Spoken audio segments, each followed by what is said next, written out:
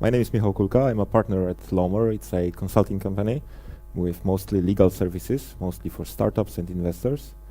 And I'm going to talk about today about contracts with, about the agreements with investors, and not only investment agreement, but some other documents which are connected with the process and which can be encountered during the process of closing an investment round with the investor. As a company, we help startups, mostly startups, because we also work for investors, for venture capitals, to go through this process quite painlessly, I think. What am I going to talk today? It's how such typical investment process, investment round looks like, and what are the steps. Something about preliminary documents like term sheet or some documents which are outcomes of due diligence, which usually is performed during the especially second round of investment, or if the company exists longer. And the most important, the most elaborate document in the process, the investment agreement or shareholders agreement. And I will talk a little bit about the difference between signing and closing, and about some other documents and contracts which can accompany the main contract signed, main agreement signed. There is no such thing as typical process. This month actually, we finished or are finishing 6 parallel investment process with very different investors. They are typical venture capital funds. They are 3.1 capital, hard to say, they are seed funds. We work with in two processes with KFK funds, with one with international investors, and none of them is similar. They are similar, but none of them is identical. They do not last. The typical question from the startup founders are, how long will it take? Anything from 2 weeks to 6 months. The process we are finishing right now started in March. So the first talks with investors and first draft of the term sheet was signed, maybe not signed, but negotiated in March. Then it was several rounds of negotiations and turnarounds and sudden switches and changes of mind, and now they are signing the investment agreement, probably on Monday. I hope they will, finally. So it may take from anything from 2 weeks, because I think our fastest process from signing the, maybe not signing, but from first draft of the term sheet to signing the investment agreement and partnership agreement at notary was 3 weeks. It was the fastest one. We've seen. We've heard about something which might be even faster, but it's usually not with venture capitals, but with business angels, for example, which is much easier. Usually, maybe not better, but easier. What documents you can meet? Some of them I told you about at the beginning, so it's an almost always investment agreement. Of course, the partnership agreement, or the company, the legal document which forms the company, and some other stuff like additional binding documents between parties, or some one-sided declarations from the founders or other shareholders, which are appendices to the investment agreement. Why we take part in such processes from the very beginning? We are not a legal company, a strictly legal company. We tend to think more business side of the process. Me, myself, I'm not a lawyer. I'm not a lawyer, but I'm usually the partner from the lawyers from the other side during the negotiations, because I know the process very well, but I approach it from the very business point of view. So my most important role during the process is to translate the legal stuff and translate the 70-page document, which is written usually in very legal and very strict language, to something which can be easily understood by someone who is 21 years old and is studying in technical university. They do not understand those words, they do not understand those ideas even. So I'd say 50% of my time is, of our time as a company, is education and translating from legal language to Polish. What I usually say is to beware of lawyer-driven negotiations during the investment process, because once the lawyers, typical lawyers, enter the process, it complicates itself extremely sometimes, because people stop talking about business and stop talking about goals. They start talking about sentences and clauses and paragraphs and so on. So beware of lawyer-driven negotiations. I mentioned term sheet at the very beginning because it might be an important document, because there are two typical approaches to term sheets. First one is a minimum approach, when you put in the term sheet only the most important parameters of the deal. Who will invest, what will invest, when, on what conditions, and the most basic requirements of investor. It may be 1 page, it's sometimes 2 pages document.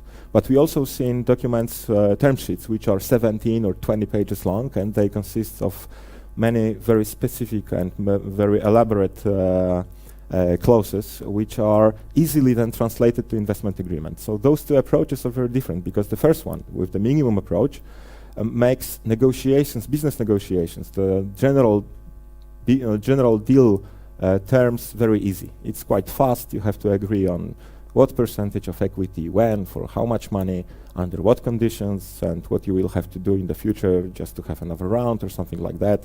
Write it down, sign, let's go.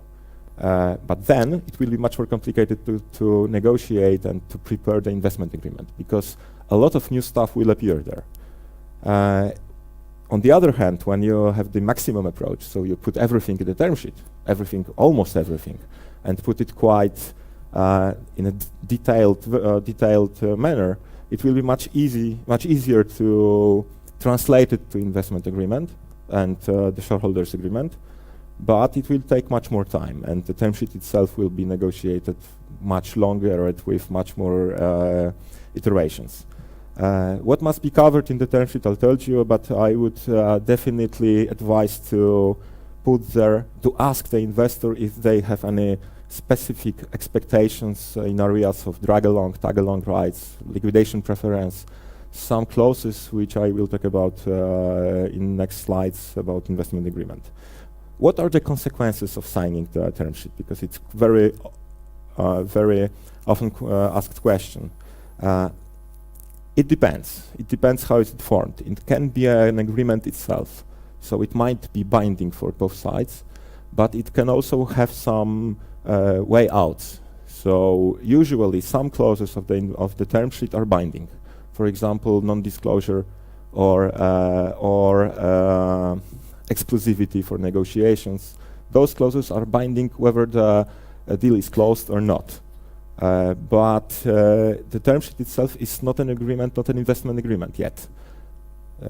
So usually it opens the door, it leaves the door open. It's kind of a letter of intent with some binding clauses. Okay? Usually after signing the term sheet, and that's why it leaves the door open, the investor performs a due diligence in your company. Usually most founders think that the due diligence will be performed in a company which exists for some time, or it's a second or third round of investments, and the company has some revenue and so on. But it's not true, not always true, because the investor wants to know if, for example, your declarations regarding intellectual property you have in the company, even if it's just a prototype of the SAS platform, if you really have rights to it, and is there any conflict between founders? Are there any other people who can claim some IP in this project? So at least the legal due diligence in a basic form is performed. They just want to check it, if what they are investing in, and usually they are investing in people and ideas, especially on seed round, if it really exists and is real. How to prepare the more important due diligence might be in the second round, or if the company exists and has revenue and traction, and we've just finished a third round of investment in a company which exists for almost 5 years. And due diligence there is much more complicated and consists of several different areas. It's usually finance, tax due diligence and legal due diligence, which we are specializing in. And we always advise startups to prepare to such process. How to prepare to due diligence? Just perform it yourself before someone enters from outside. If you can do this yourself or with your lawyers, with your accountants or advisors, okay, you can also ask us, for example, and we do this both for startups and for investors who are partners in the company and they are preparing the company for a second round or for exit. We perform a due diligence, internal due diligence for them, just to make sure the company will go through the real due diligence made by buyer or new investor easily. What are deal breakers which can appear during such process and might bring the deal down? Mostly it's IP problems, severe IP, intellectual property problems which cannot be fixed easily.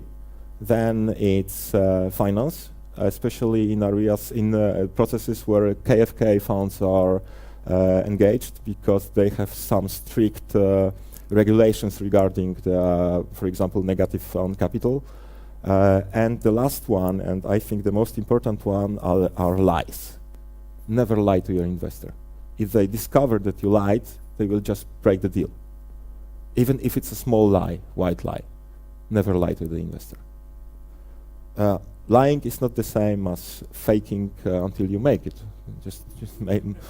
It's a difference. So they want you sometimes to fake and to appear bigger and stronger, but never lie to them. Okay, it works. Okay, and the most elaborate one, investment agreement. Usually, founders, they have biggest problems with investment agreement because, as I said before, they do not understand it, and they do not understand sometimes most of it, and how it's written and what language it's written. Because legal language used by lawyers from one fund is not the same as with another, because some lawyers tend to write in Polish, some lawyers tend to write in legal something like Polish, or something even more complicated. And we've seen anything between 12 and 70 pages without appendices. So it might be a very simple and straightforward document, and it might be very elaborate and complicated document. And the most complicated situation is when you have 2 or 3 investors in your company already. For example, from the seed round, second round, you have 2 or 3 founders, which some of them are passive. You have a active employee stock option program, and new investor is not one investor, but for example, 2 investors in the same round. So you have like 7 sides of the deal, or sometimes even more. And such documents are the most complicated ones and most difficult to negotiate, because you have to negotiate with several sides. And what's in the investment agreement? I will talk about typical clauses later, but the most important part are rounds and tranches of investments, milestones and KPIs to be met for the tranches to be activated. Structure of the financing, whether it's debt, equity, or convertible debt, or anything in between, and the valuation and the valuation corrections, because they may happen in the future for different reasons, and some other stuff like ESOP and MSOP programs, so the stock option programs for employees or management or founders. But the most interesting stuff is typical clauses. They are really typical, and some of them are only met in investment agreements and M&A agreements and contracts. Each one of them is most of them are quite easy to understand and quite easy to imagine how they work. But the real problem is when they are put together. For example, drag along put together with liquidation preference. Drag along itself might look not very scary. Liquidation preference might not look very scary too, but they both put together in the same agreement and joined with some structure, they might be scary, and they should be scary, and I will show you why.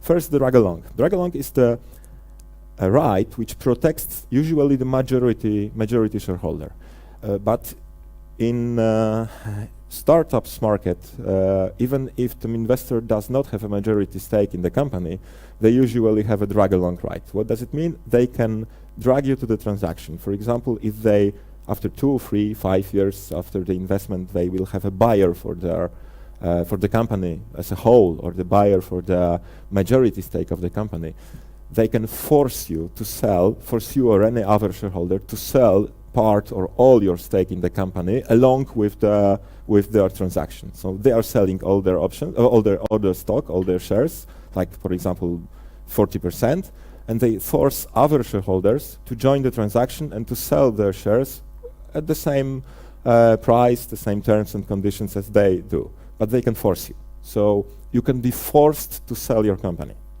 just to be straight. Tag-along is kind of the other way around. The minority shareholder is protected with tag-along right, and they can join the transaction. For example, if the majority shareholder or an investor or a founder sells his stake in the company, minority shareholders have right to join this transaction with the same conditions and price. What does it mean? It means that once one of those majority shareholders or those shareholders which are the object of tag-along right must have in mind that other shareholders can join the transaction and must have in mind their conditions and their expectations, negotiating the deal with the new buyer or the strategic investor or just a new investor. Then vesting. Actually, in Poland, we usually use reversed vesting because there is no such thing as typical as vesting is just a translation from United States and from employee programs. But what does it mean? That you own some shares in your company as a founder, but you might lose it when you leave. Vesting means that your share is kind of virtual.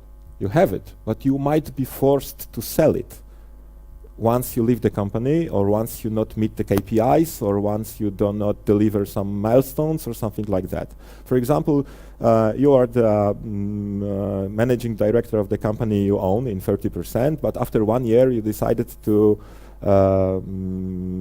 become a monk somewhere, and you leave the company, and then you are forced to sell most of your share or even all of it for a 1 zloty, for example, or for emission price, nominal price, for nominal price. So look for it, look for this clause in the agreement, because it might be structured in very different ways. It applies also to drag-along and tag-along rights, especially drag-along, because the drag-along right will be in 99% of investment agreements you will meet, probably.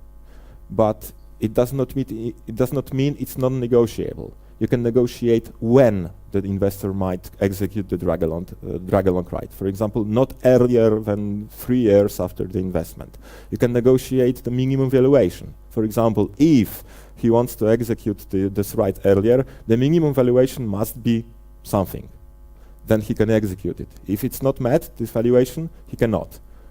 And so on and so on. Same with vesting. It can be a cliff vesting, it can be a gradual vesting. So you will, the more time you spend with the company and the more work you do and the more thing you provide, the less shares you have to give back in case of leaving.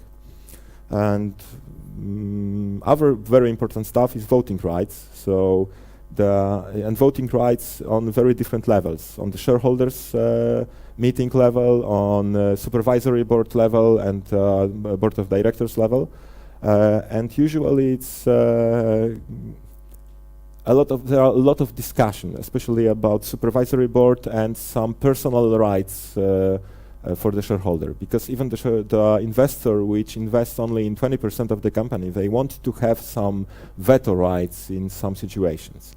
And those situations very differ. We've met an agreement with a 3.1 seed fund, which required the board to have the acceptance of supervisory board, which is controlled usually by the investors, for any spends exceeding 5,000 zlotys above the budget accepted at the investment. In some other situations, it might be 100,000 zlotys. So it makes a lot of difference. Sometimes we see agreements where the board of directors, the owners, the founders of the company are almost in 100% controlled by the supervisory board, or might be controlled by the investors. So it's not very healthy situation, but it happens. So the decision on personal rights and the threshold of the voting rights is very important.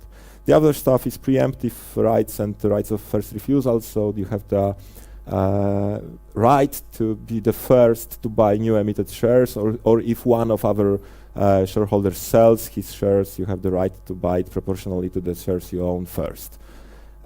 But my favorite one is liquidation preference, and I will show you example just after this slide, why it's so it might be an atomic weapon in the investment agreement. It's just a preferential for the investor during the selling of the company. So once the company is sold to when investor exits and the company is sold and you exit with him, they just have the right to have their money back first. And usually they have their money first with some premium and some bonuses, and I will show you how it works later. Some other stuff is anti-dilution, so the investor does not want to be diluted once you will have the need for more money, and you will make a second round with the lower valuation than you did the round with them. They do not want to be diluted, so they write some quite complicated stuff regarding anti-dilution. And lockup and lock-in, they are mixed sometimes together, because lockup is just you are forbid, you or you as a founder or all the shareholders or some of the shareholders are not able to sell their stock, their shares for some time, or for some time before they after the investor invests, or for some time after some KPIs or some milestones are met, or anything which you can agree. But lock-in and lockup can also be applied after IPO. So the investor, if a company IPOs, the investor wants to be the first to liquidate, to sell their stock, and they do not want you to disturb. Disturbing is selling the stock yourself. So they forbid you to sell your stock for 6 or 12 months, just to make sure they can do this at the best possible price. What is lock-in? Lock-in is usually connected with drag. So if the company is sold, someone comes to the investor and says, okay, I want to buy this company whole, 100%, but I want the founders and the management team to stay in the company. So in the original investment agreement might be a clause which is called lock-in. It forces you, even in a case of drag along, to stay in the company with some part of your shares and to stay there, for example, for 24 months. So it might be not very easy to accept for a lot of founders after 5 years of hard work, and in the situation they can exit and they can cash out, just to be forced to stay in the company. But it makes a lot of sense from the investor point of view, and this clause appears, what is funny, it appears only, recently, it appeared only in the investment agreement which were prepared by very experienced investors. So investors who have exited a lot of companies and they know how it's done. Because a lot of venture capitals in Poland are not very experienced, to tell you the truth. They did not exit anything yet, most of them. So they just don't know how it works. And liquidated damages, so in Poland it's called contractual penalties, but it does not work in common law at all, because there is no such thing as contractual penalties, so it's called liquidated damages. So it's just penalties you have to pay once you breach anything, and sometimes they are very severe. So just sell your house, sell your car, sign a prenup, then sign the investment agreement. I told you about the example about liquidation preference. This example will show how drag along and liquidation preference work when joined together in some not very optimistic scenario for a startup. We have a startup. We have an investment agreement with a liquidation preference of one with 30% of annual IRR guaranteed for the investor. So they have right to withdraw what they put in with 30% IRR every year annually. And it's quite common. Every 3.1, most of 3.1 seed funds will put something like that in the agreement. They take 35% stock for 1.5 million zloty, so the value pre-money valuation is almost 3 million. You have 30% as a founder, the rest of the company is other co-founders and employees. Looks nice, isn't it? It's quite okay, sounds cool. Company is sold after 5 years. You did not perform extremely well. It's sold for only 10 million zloty. So, okay, nothing special, but it's still 10 million. Yeah, okay, so do you really have 30% of 10 million? No. Actually, after taxes, you have around 1 million. I will not show you how it was calculated, but just have in mind that 1.4 multiplied 5 times makes a lot. It's almost around 3 times as much money as they put in. They can withdraw. So make sure you understand how exact liquidation preference clause in your agreement works, how it's connected with drag along right, how it's connected with lock-in and lock-up, just to make sure you understand the agreement you sign. Okay. Signing versus closing. Most founders think that signing the investment agreement is a success and they open the champagne, but there are a lot of conditions in this agreement which are set and which must be fulfilled before the money will pour into your account. So just make sure the deal is closed, not just signed. Sometimes even some part of due diligence might be performed after signing the investment agreement. Okay. There are a lot of other documents which can be met during this process. The one which will appear in 100% of them is partnership agreement, and it's a legal document which must be signed, notary signed, and it's the document which is publicly available. You can go to the KRS and look through partnership agreements of any company, any spółka z o.o., any limited partnership, any limited company in Poland. And you will also be probably required to sign a irrevocable power of attorney. So it will make sure that the investor will have the opportunity to force you to do something, or just make it in your name, for example, voting during some shareholders meetings, and also other documents which are designed to protect the investor, are registered pledge agreement and irrevocable sale offer. They are usually used for the drag along situation or for vesting situations. So you put the offer to the investor to sell all your stock for some price, and they can use it anytime. So just to take the offer. And the same with registered pledge agreement. So make sure you understand what you are signing, because those are just appendices to the investment agreement, and they are usually sent to founders 1 day before the signing. So make sure you understand them. Sometimes lockup and some other stuff from the agreement are put to other documents just to make sure they can be used independently from the agreement itself, because once another round is performed, the new investment agreement appears, and usually the previous one is void, but the original investor wants to keep some rights they have, so they tend to put it to separate documents recently, especially. 777 is strictly Polish idea, so it's I don't even know how to translate it to English, to tell you the truth. It's a dobrowolne poddanie się egzekucji. Czyli just beware of this clause in the agreement, especially when it's notary signed, because it's only in power when it's notary signed. And notary or not, the only agreement which needs to be signed notary is partnership agreement. The others might be signed with just notary confirmed signature, or just signed. I think that's the most important stuff I wanted to pass through today. If you have any questions, feel free. Now or later. Thank you.